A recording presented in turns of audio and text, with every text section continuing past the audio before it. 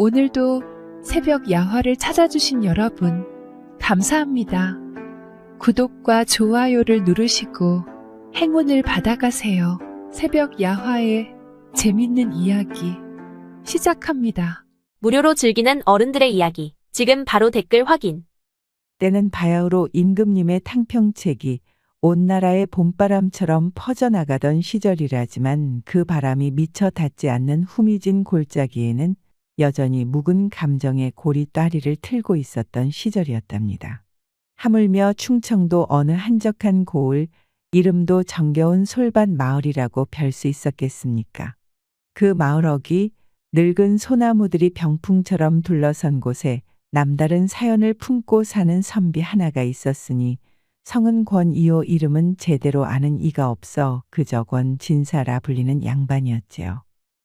이 양반으로 말할 것 같으면 젊은 시절에는 그 명미남이 어찌나 뛰어나던지 한양에서도 주목하는 인재였다고 합니다.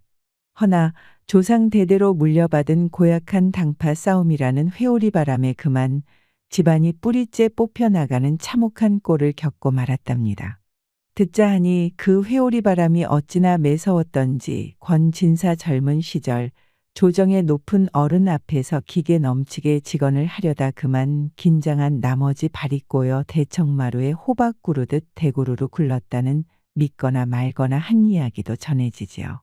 어떤 이는 그가 너무 강직하여 모난 돌 취급을 받았다 하고 또 어떤 이는 그저 운수가 사나웠다고도 합니다만 어쨌든 그날 이후로 권진사는 에라 이놈의 세상 부귀영화가 다 무엇냐 네 발이나 닿고 살란다 하고는 속세의 등을 획 돌려버렸답니다.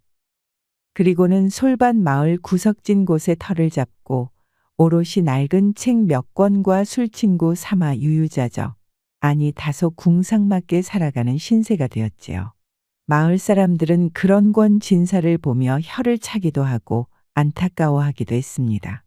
쯧쯧, 저 양반 저리 똑똑한 머리로 저작거리 훈장이라도 하면 밥술이나 뜨련만. 뭘 모르시는 말씀. 저 양반 고집이 황소고집이라오. 벼슬 게 마다하고 내려온 양반한테 훈장 노릇하라면 버선발로 뛰쳐나갈걸. 이런 권진사에게 시름만 있었던 것은 아니랍니다. 눈에 넣어도 아프지 않을, 아니 눈에 넣으면 정말 아플지도 모를 만큼 영특한 외동딸이 하나 있었으니 그 이름이 바로 연하였습니다. 연하는 일찍 세상을 떠난 어미를 꼭 빼닮아 그 용모가 단정하였으나 진짜 배기는 바로 그 머릿속에 든 것이었지요. 어찌나 총명하고 조숙하던지 3살 때 천자문을 떼고 5살 때는 동네 어른들과 장기를 두어 이겼다는 소문이 파다했답니다. 한 번은 이웃 마을에서 제법 학식이 높다는 선비가 찾아와 권진사와 담소를 나누는데 옆에서 얌전히 듣고만 있던 5살의 연하가 갑자기 끼어들어 말했지요. 어르신, 방금 하신 말씀 중에 아무래도 착오가 있으신 듯합니다. 주나라 문왕께서 강태공을 만나신 곳은 위수가의 양계가 아니라 방계라고 알고 있습니다만. 자중은 싸늘해졌고 그 선비는 얼굴이 벌개져서 헛기침만 하다가 슬그머니 자리를 떴다고 합니다. 권진사는 딸의 당돌함에 속으로는 허, 요것 봐라 싶으면서도 겉으로는 엄하게 꾸짖었지요. 이 녀석, 어른들 말씀하시는데 어디 함부로 끼어드느냐.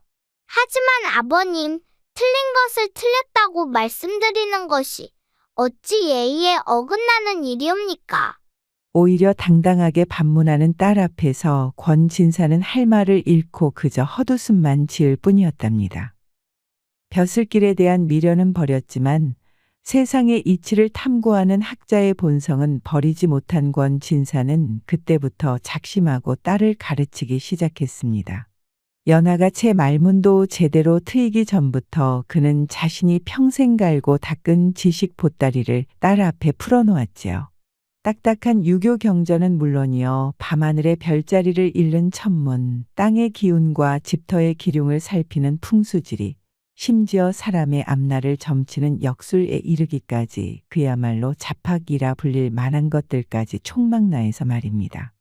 보통의 여염집 교수들이 바느질과 살림살이를 배울 시간에 연하는 아버지와 함께 세상의 온갖 이치를 탐구하고 있었으니 그 모습이 참으로 기이하고도 놀라웠답니다. 연하는 마치 3년 가뭄 끝에 단비를 만난 논처럼 아버지의 가르침을 꿀꺽꿀꺽 삼켰고 그 흡수하는 속도가 어찌나 빠르던지 권진사조차 혀를 내두를 정도였습니다.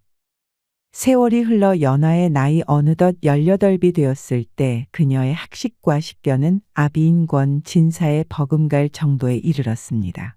권진사는 이렇듯 박식하고 지혜로운 딸을 볼 때마다 대견하고 흐뭇한 마음을 감출 수 없었으나 동시에 가슴 한구석에는 깊은 시름이 자리 잡고 있었답니다.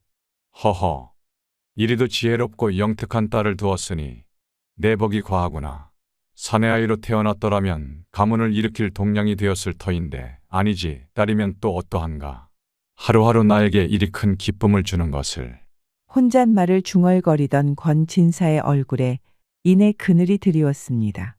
그런데 이를 어찌한다. 벌써 혼기가 꽉 차 지났으니 이제는 출가를 시켜야 할 터인데 저 아이에게 걸맞은 배필을 찾을 수 있을런지. 권진사의 고민은 깊어만 갔습니다.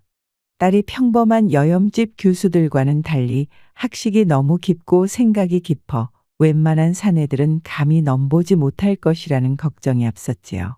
게다가 몰락한 가세 탓에 변변한 혼수조차 마련해줄 형편이 못 되었으니 명문가의 도령에게 시집 보내는 것은 언감생심 꿈도 꾸기 어려웠답니다.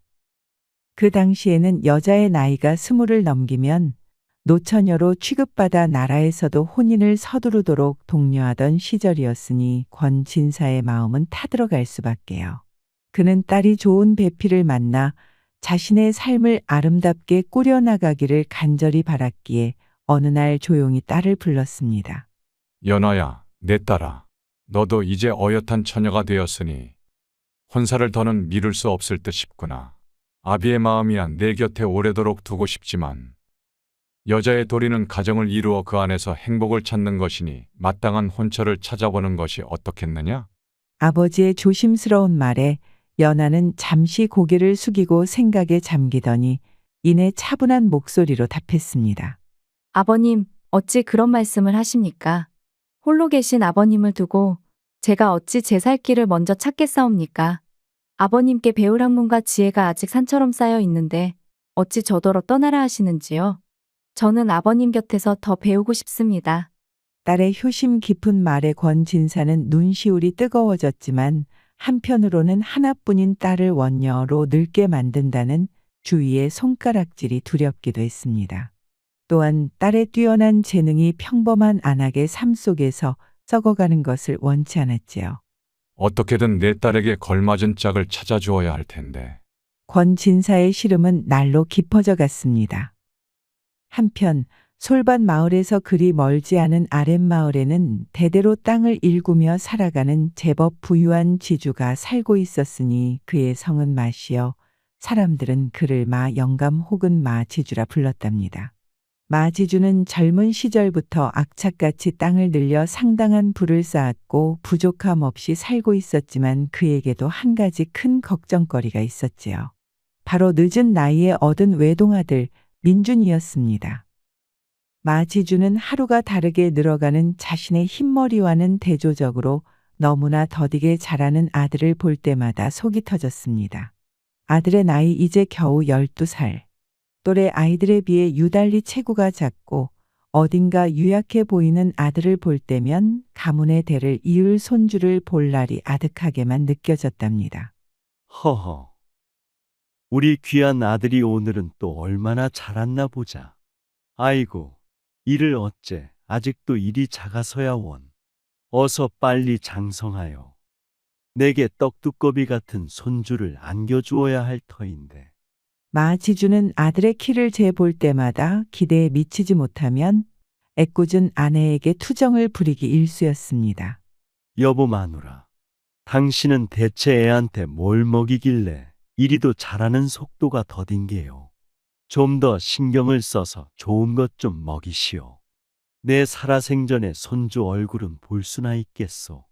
아이고 영감도 애는 제 또래만큼 잘 크고 있구먼. 뭐가 그리 안달이 나서 사람을 볶아대시는 게요. 정 손주가 급하시면 차라리 며느리라도 미리 들이시든가. 아내는 남편의 성화에 못 이겨 빈말로 타박했지만 마지주는 그 말을 허투루 듣지 않았습니다. 그래, 그것도 방법이겠구나. 신랑 나이가 좀 어리면 어떠랴. 똘똘한 며느리를 일찍 들여놓으면 집안 살림에도 보탬이 되고 손주 볼 날도 앞당길 수 있지 않겠는가. 그날 이후로 마지주는 너무 잃은 것이 아닌가 하는 생각도 잠시 했지만 이내 주변 마을을 샅샅이 뒤지며 며느리감을 수소문하기 시작했습니다. 하지만 신랑 될 아이의 나이가 고작 12살이라는 말에 사람들은 손사래를 치며 좀처럼 혼담에 응하지 않았지요. 아무리 마지주 집안이 부유하다 한들 코올리게 어린아이에게 딸을 시집 보내려는 부모는 흔치 않았답니다.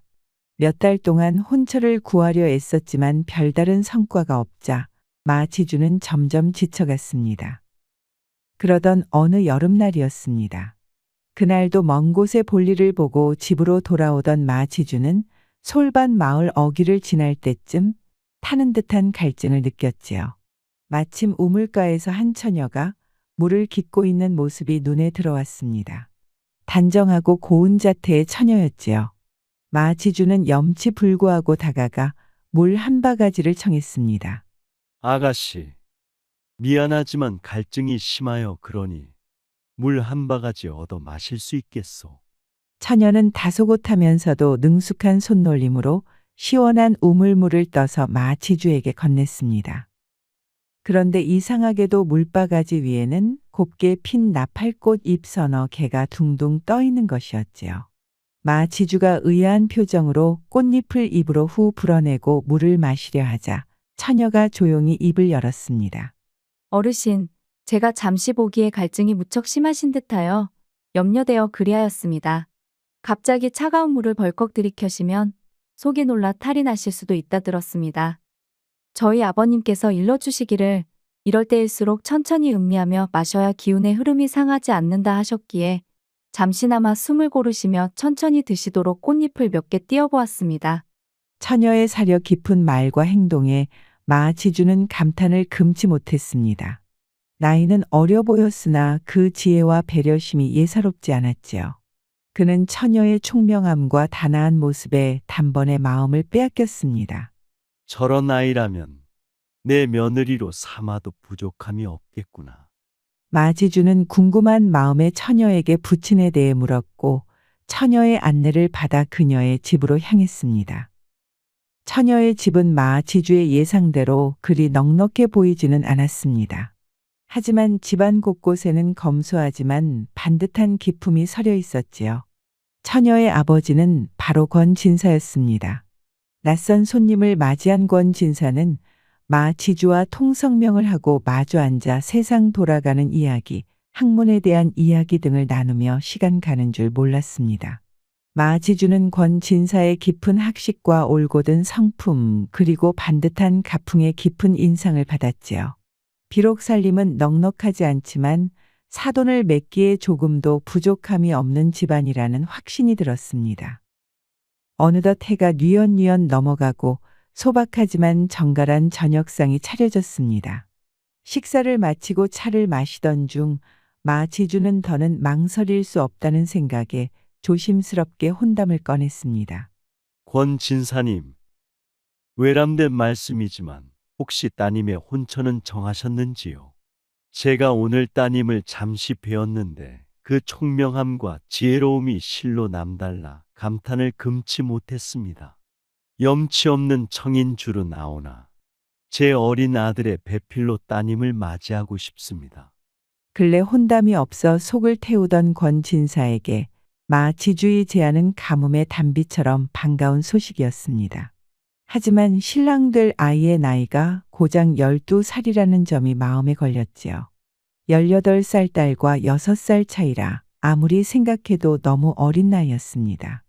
하지만 마지주의 가세가 넉넉하여 딸이 고생하지 않을 것이고 신랑이야 몇 년 기다리면 어엿한 사내가 될 터이며 무엇보다 딸의 나이를 생각하면 더는 혼사를 늦출 수 없다는 현실적인 판단도 들었답니다. 마지주가 돌아간 후 권진사는 딸 연화의 의향을 물었습니다. 연하야, 아랫마을 마지주라는 분이 너를 며느리로 삼고 싶다는 뜻을 비추었다. 그 대가들이 이제 겨우 12살이라. 내가 마음고생이 심할까 걱정이 되지만 그 집안의 가세나 마지주의 사람됨을 보았을 때 나쁜 혼처는 아닌 듯 싶구나. 네 생각은 어떠하냐? 연하는 잠시 망설였습니다. 얼굴도 모르는 어린 신랑에게 시집을 가야 한다는 사실이 선뜻 내키지는 않았지요. 하지만 시댁이 될 곳이 바로 이웃 마을이라 원하면 언제든 아버지를 찾아뵐 수 있다는 점, 그리고 더는 아버지를 걱정시켜 드려서는 안 되겠다는 생각에 조용히 고개를 끄덕였습니다. 아버님의 뜻이 그러하시다면 저 또한 따르겠습니다.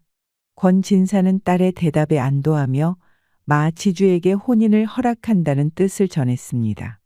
마음이 급했던 마지주는 그야말로 일사천리로 혼사를 진행하여 한 달도 채 되지 않아 두 아이는 혼례를 올리게 되었답니다. 혼례식 날 잔치 분위기와는 달리 신랑 신부의 표정은 그리 밝지 않았습니다. 부모에게 떠밀려 신랑이 되기는 했지만 아직 철부지 어린 신랑 민주는 자기보다 덩치도 크고 어딘가 어려워 보이는 신부가 낯설기만 했지요.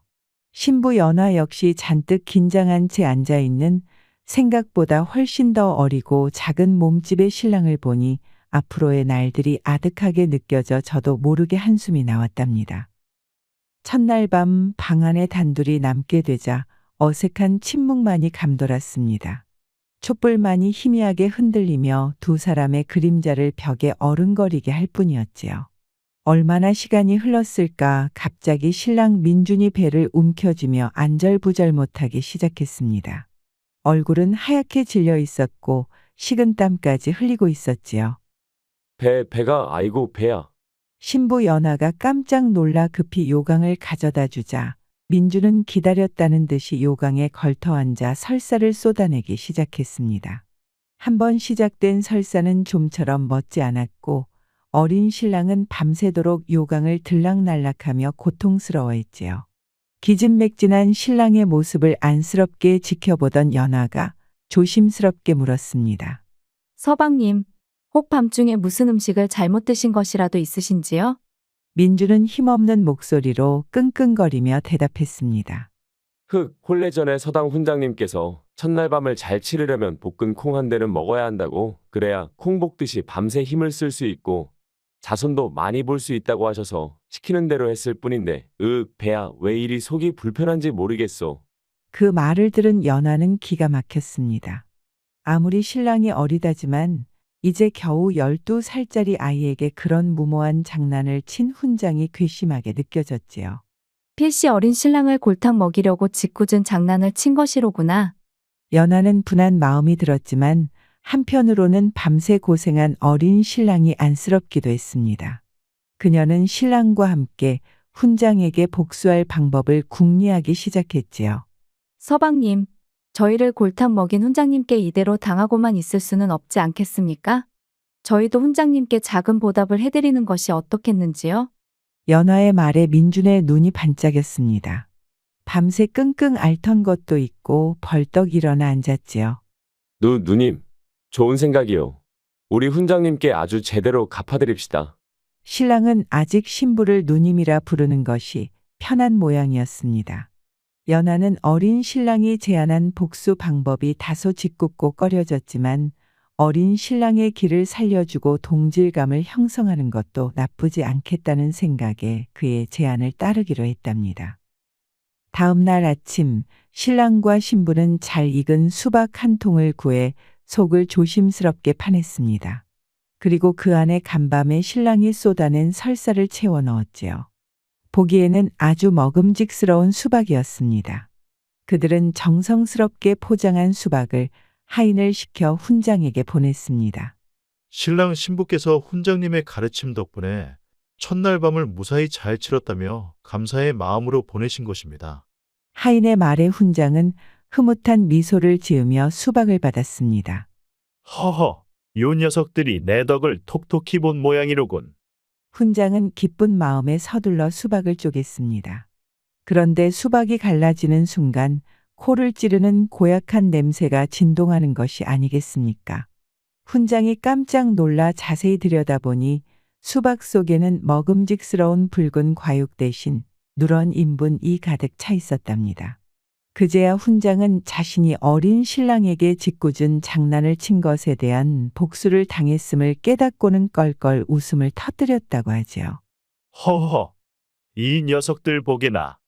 제법인걸. 그래, 내 장난이 좀 심했지. 심하고 말고. 신랑 신부는 뒤이어 좋은 음식과 술을 정성껏 마련하여 훈장에게 다시 보내며 용서를 구했고 훈장 역시 자신의 장난이 심했음을 인정하고 사과하며 두 사람의 앞날을 축복해 주었답니다. 이 사건을 계기로 어린 신랑 민주는 처음에는 나이 많은 신부가 부담스럽고 어려웠지만 그녀의 재치와 자신과 죽이 잘 맞는 듯한 모습에 점차 마음을 열고 좋아하게 되었지요. 연화 역시 아직 철부지이긴 하지만 순수하고 착한 심성을 지닌 신랑에게 점차 정을 느끼기 시작했답니다.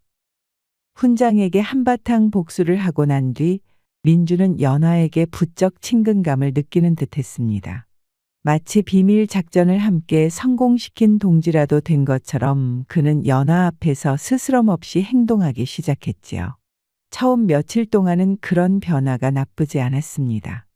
어색했던 침묵 대신 웃음소리가 들리고 서로 눈을 맞추며 장난스러운 미소를 나누기도 했으니까요. 하지만 그 친밀함이 점차 예상치 못한 방향으로 흘러가면서 새로운 문제가 생겨났답니다. 신랑 민주는 어려서부터 귀하게만 자란 외동아들이었습니다.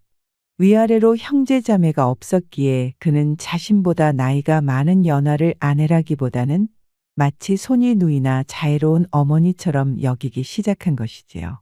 편안함과 안전함을 느끼는 대상에게 어리광을 부리는 것이 당연하다고 생각했던 모양입니다.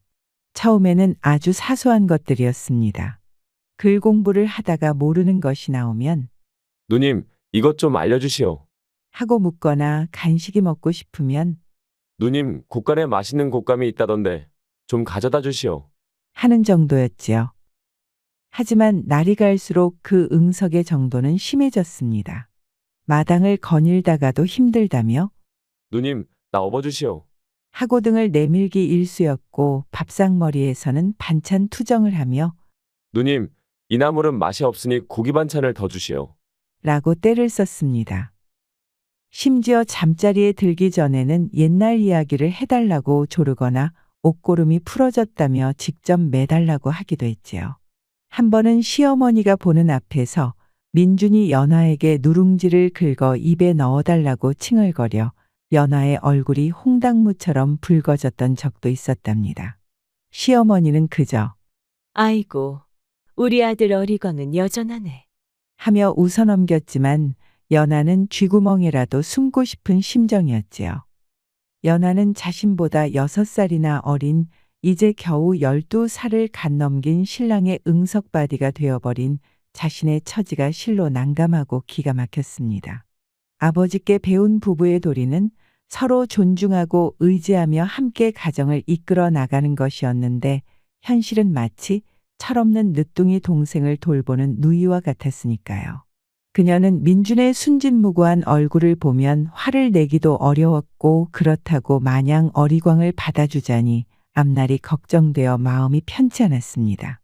어쩔 수 없이 그의 요구를 들어주면서도 속으로는 깊은 한숨이 절로 나왔답니다. 언제쯤이면 저 아이가 철이 들어 어엿한 지아비 노릇을 할 수 있을까? 이대로라면 평생 내가 업고 먹여주고 재워줘야 하는 것은 아닐까?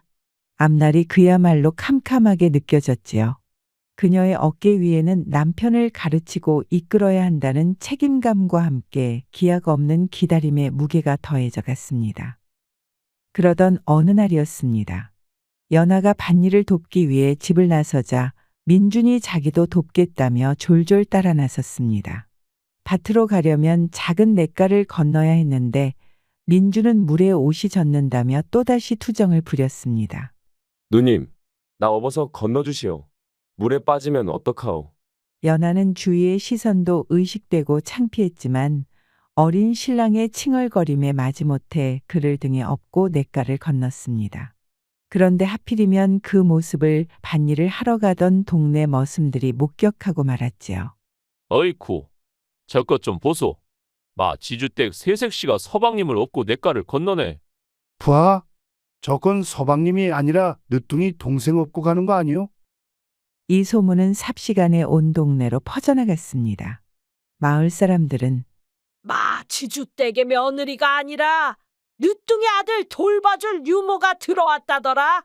12살짜리 신랑이 18 먹은 색시 등짝에 업혀 다닌다더라. 하며 놀려댔지요. 이 웃지 못할 소문은 당연히 시부모인 마지주 부부와 연하의 귀에도 들어갔습니다. 마지주는 자신의 욕심 때문에 애먼 며느리가 웃음거리가 된 것 같아 미안한 마음이 들었고 연하 역시 속상했지만 겉으로 내색할 수는 없었지요. 시름이 깊어진 며느리를 위해 시아버지는 며칠 동안 친정에 다녀오도록 배려해 주었답니다. 몇 달 만에 친정아버지 권진사를 만난 연하는 반가움도 잠시 그동안 쌓였던 서름과 걱정을 털어놓았습니다. 아버님, 서방님이 심성은 참으로 순수하고 착하지만 너무 어리고 철이 없어 앞으로 가장 노릇이나 제대로 할 수 있을지 걱정이 태산입니다. 제가 어찌해야 할지 모르겠습니다. 딸의 하소연을 묵묵히 듣고 있던 권진사는 부드러운 미소를 지으며 말했습니다. 얘야, 사람은 누구나 다 때가 있는 법이란다. 어린 시절 철없던 기억이 없는 노인이 어디 있겠느냐? 시간이 사람을 성숙하게 만들기도 하고 주변 환경이 사람을 철들게 하기도 하는 것이 세상의 이치이니라. 내 서방 역시 지금은 비록 어리고 부족해 보일지라도 세월의 흐름 속에서 점차 성장해 갈 것이다. 그러니 너무 조급해하지 말거라. 권진사는 딸의 어깨를 다독이며 말을 이었습니다. 오히려 내가 가진 그 깊은 학식과 지혜를 나누어 내 서방이 더욱 바르고 훌륭한 대장부로 성장할 수 있도록 돕는 것이야말로 내가 해야 할 일이 아니겠느냐? 남편을 존경하고 섬기는 것만이 아내의 도리가 아니라 때로는 스승이 되고 벗이 되어 함께 성장해 나가는 것 또한 부부의 아름다운 모습이란다. 내 지혜를 아끼지 말고 서방과 나누도록 하거라. 아버지의 가르침에 연하는 아차 싶었습니다. 자신이 처한 상황을 불평하고 걱정만 할 것이 아니라 스스로 상황을 긍정적으로 바꾸어 나가야 한다는 깨달음을 얻었지요. 친정에서 돌아온 연하는 이전과는 다른 마음가짐으로 어린 신랑을 대하기 시작했습니다. 단순히 응석을 받아주는 것을 넘어 때로는 엄하게 꾸짖기도 하고 때로는 다정하게 가르치며 그를 진정한 반려자이자 동반자로 만들기 위해 노력했답니다. 그녀는 자신이 아버지로부터 배운 온갖 지식들을 신랑의 눈높이에 맞춰 재미있게 설명해 주었고 민준 역시 누나 같으면서도 스승 같은 아내의 가르침을 흥미롭게 받아들이기 시작했습니다. 그렇게 한 해가 쏜살같이 흘러갔습니다. 연하의 지극정성 어린 보살핌과 가르침은 마른 땅에 스며드는 단비와 같았지요. 그녀는 민준이 글자를 익힐 수 있도록 재미있는 옛이야기를 들려주며 자연스럽게 문자를 접하게 했고 계절의 변화를 함께 느끼며 자연의 이치를 설명해 주었답니다. 때로는 다정한 누이처럼 때로는 엄한 스승처럼 민준을 대하며 그의 성장을 도왔습니다. 민준 역시 처음에는 어색해하고 투정을 부리기도 했지만 연하의 진심 어린 마음과 깊은 지혜에 점차 감화되기 시작했습니다. 그는 더 이상 연하를 단순히 누님으로만 보지 않았지요. 자신을 이끌어주는 든든한 동반자이자 존경스러운 스승으로 여기게 된 것입니다. 밤이면 나란히 앉아 연하가 읽어주는 책 이야기에 귀를 기울였고 낮이면 그녀를 따라다니며 집안의 소소한 일들을 돕기 시작했습니다. 아직 서툴렀지만 그의 눈빛에는 이전에 없던 진지함과 책임감이 서서히 깃들기 시작했지요. 낮에는 스승과 제자처럼 혹은 다정한 오누이처럼 지냈지만 밤이 깊어 단둘이 방 안에 들게 되면 또 다른 가르침이 필요한 법이었답니다. 부부의 연을 맺었으니 음양의 조화를 이루고 대를 이어야 하는 것은 당연한 이치였지요. 하지만 민주는 아직 소년의 티를 벗지 못해 부부의 밤일에는 영 서툴렀습니다. 연하는 이 또한 자신이 지혜롭게 이끌어야 할 부분이라 생각했지요. 그녀는 부끄러워하거나 다그치지 않고 마치 어려운 학문을 가르치듯 차근차근 남편을 이끌었답니다. 어느 달 밝은 밤, 연하는 민준의 손을 잡고 속삭였습니다. 서방님, 부부 사이의 일이란 마치 깊은 산속에 약초를 캐는 것과 같다고 합니다. 처음에는 길도 모르고 어떤 것이 귀한 약초인지 구분하기 어렵지만 정성을 다해 살피고 서로 마음을 나누다 보면 신비로운 효험을 얻게 되는 것이지요. 그녀는 은은한 달빛 아래 비단결 같은 자신의 살결을 길 삼아 안내하기도 하고 때로는 뜨거운 숨결로 방향을 일러주기도 했답니다. 민주는 처음에는 마치 안개 속을 헤매는 나그네처럼 갈피를 잡지 못하고 허둥댔습니다. 힘 조절을 잘못하여 너무 거칠게 다루기도 하고 때로는 너무 조심스러워 망설이다가 기회를 놓치기도 했지요. 그럴 때마다 연하는 부드러운 미소와 함께 서방님, 조금 더 이쪽으로 와보세요. 아니, 그리 급하게 서두르실 필요는 없습니다. 천천히 음미하듯 다가오세요. 라며 다정하게 이끌어 주었답니다. 마치 서예를 가르치듯 붓을 쥔 손을 잡아주며 회계 시작과 끝, 힘의 강약을 느끼게 해주는 것과 같았지요. 연하는 또한 남녀의 몸과 마음에 대한 옛 의학 서적의 지식도 동원했습니다. 서방님, 여인의 몸은 비옥한 밭과 같아서 씨앗을 뿌리기 전에 먼저 부드럽게 갈고 정성껏 물을 주어야 풍성한 수확을 기대할 수 있답니다. 또한 남정네의 기운은 타오르는 불과 같으니 너무 급하게 태우면 금세 재만 남게 되지만 은근하게 온기를 지피면 오랫동안 따스함을 나눌 수 있는 법이지요. 이러한 비유와 설명을 통해 민주는 점차 부부 관계의 섬세함과 조화의 중요성을 깨달아갔습니다. 그는 더 이상 어리고 서툰 소년이 아니라 아내의 몸과 마음을 헤아릴 줄 아는 다정한 지아비로 변모해갔지요. 처음에는 그저 힘만 앞세우려던 쟁기질이 점차 상대방의 반응을 살피며 호흡을 맞추는 춤사위처럼 변해갔답니다. 밤마다 펼쳐지는 그들만의 은밀한 수업 속에서 민준의 실력은 일취월장했고 서툰 몸짓은 점차 능숙하고 부드러운 손길로 바뀌어갔습니다. 두 사람 사이에는 어색함 대신 따뜻한 정과 신뢰가 쌓여갔고 풋풋하면서도 애틋한 부부의 연이 깊어져 갔답니다. 밤의 조화는 낮의 이해로 이어졌고 서로를 알아가는 기쁨은 둘을 더욱 단단하게 묶어주었습니다. 그리고 그 이듬해 봄 마지주 집안의 경사가 찾아왔습니다. 연하가 건강한 옥동자를 순산한 것이지요. 온 집안은 기쁨으로 들썩였고 특히 할아버지가 된 마지주는 입이 귀에 걸렸답니다. 연하는 산고의 힘겨움 속에서도 자신과 남편을 꼭 닮은 아이를 보며 가슴 벅찬 감동을 느꼈습니다. 그리고 곁에서 어쩔 줄 몰라 하며 자신의 손을 꼭 잡고 있던 어린 남편, 이제는 14살의 아비가 된 민준의 모습을 보며 만감이 교차했지요. 그는 아직 소년의 티를 벗지 못했지만 아내와 갓 태어난 아들을 바라보는 그의 눈빛에는 더 이상 철부지 어린아이의 모습은 찾아볼 수 없었답니다. 비로소 한 가정의 가장으로서 한 아이의 아버지로서 새로운 삶의 무게를 느끼기 시작한 것이지요. 마을 사람들은 또다시 수군거렸습니다. 지주 대꼬마 신랑이 막내 동생을 낳았다더라. 저건 아들이 아니라 손주뻘 아니냐? 쌍둥이 아들을 뒀네. 라며 짓궂게 놀려댔지만 할아버지가 된 마지주는 그런 소문에 아랑곳하지 않았습니다. 그토록 바라던 대를 이을 손주를 보았으니 더 바랄 것이 없었지요.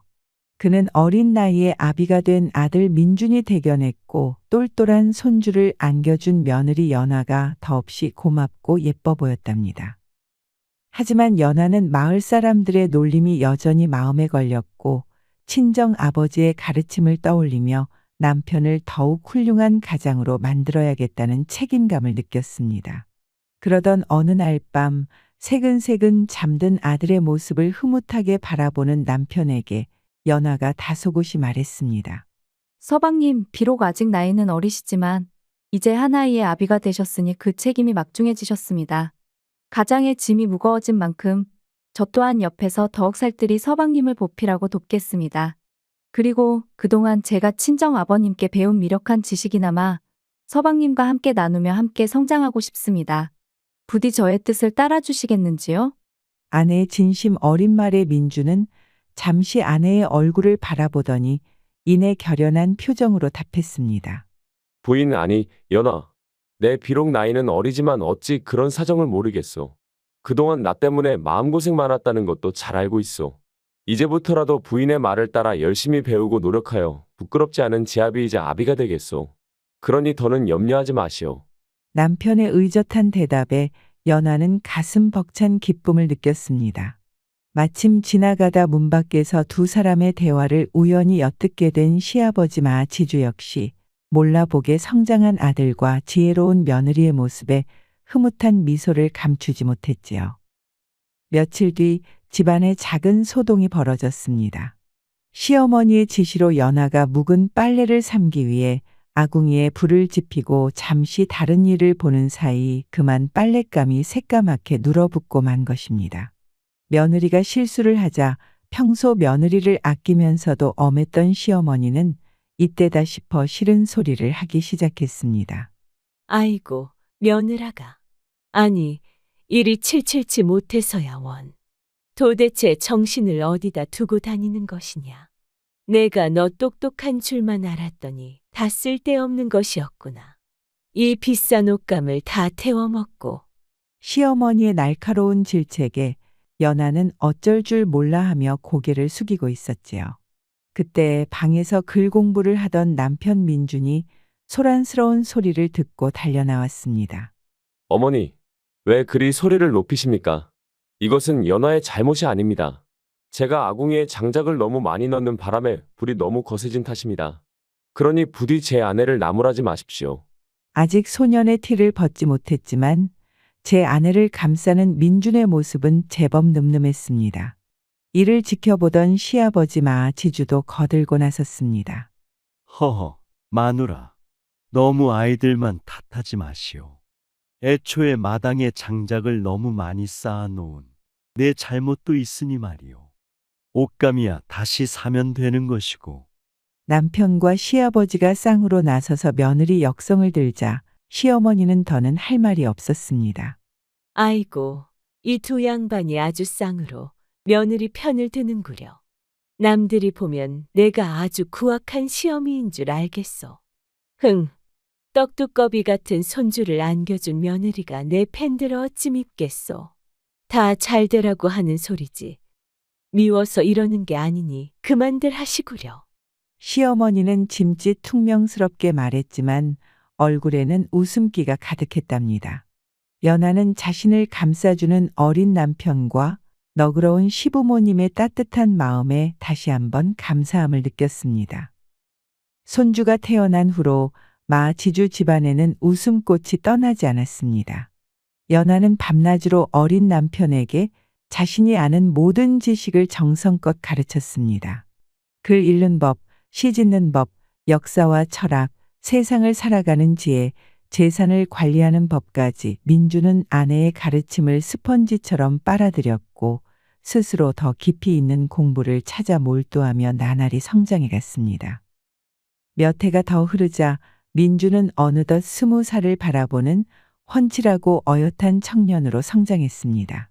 그는 아내가 전해준 지식을 모두 자신의 것으로 만들었을 뿐만 아니라 거기에 자신만의 생각과 경험을 더해 더욱 사려 깊고 배려심 많은 사람으로 거듭났지요. 아들 내외가 힘쓴 덕분에 마지주 집안의 가세는 더욱 불어났고 부부는 자신들이 배운 지식을 개인의 영달뿐만 아니라 더 이로운 곳에 쓰기로 마음먹었습니다. 그들은 마을 사람들을 설득하여 해마다 반복되는 홍수를 막기 위해 튼튼한 둑을 쌓고 극심한 가뭄에도 농사를 지을 수 있도록 저수지를 만들었습니다. 처음에는 반신반의하던 마을 사람들도 부부의 진심과 지혜로운 계획에 점차 마음을 열고 힘을 보탰지요. 마침내 둑과 저수지가 완성되자 마을은 고질적인 물난리에서 벗어나 풍요롭고 안전한 곳으로 변모했답니다. 마을 사람들은 이제 더 이상 마지주 댁 부부를 놀림감으로 삼지 않았습니다. 오히려 그들의 지혜와 덕을 칭송하며 존경하게 되었지요. 그러던 어느 해 겨울 동쪽 강원도 지역에서 큰 밀란이 일어났다는 흉흉한 소식이 들려왔습니다. 홍건동라는 인물이 주도한 난이었는데 그 기세가 잠옷 거세어 민심이 흉흉했지요. 난이 일어났다는 소식은 순식간에 전국으로 퍼져나갔고 강원도와 인접한 충청도 지역의 백성들은 더욱 불안에 떨었습니다. 아이고, 여보. 아무래도 우리도 피난을 가야 하지 않겠소. 난리가 여기까지 번지면 어찌하려고 이러고 있어.